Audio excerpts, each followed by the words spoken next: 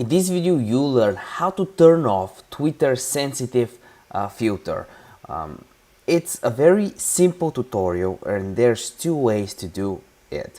The first way is from the Twitter app. You just click on these three dashes, then you go on settings and privacy. There you just click on privacy and safety, and somewhere around here where it says safety, you should have this option to turn off Twitter sensitive filter. But if you don't have it, the only way to actually do it is from a browser. So I just open Twitter on my browser and it's Chrome. You can do it on Safari, whatever. You just click on this, your profile picture, then settings and privacy.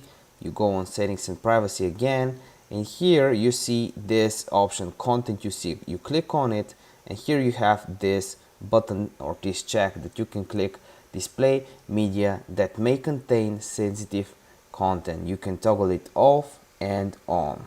Like the video now.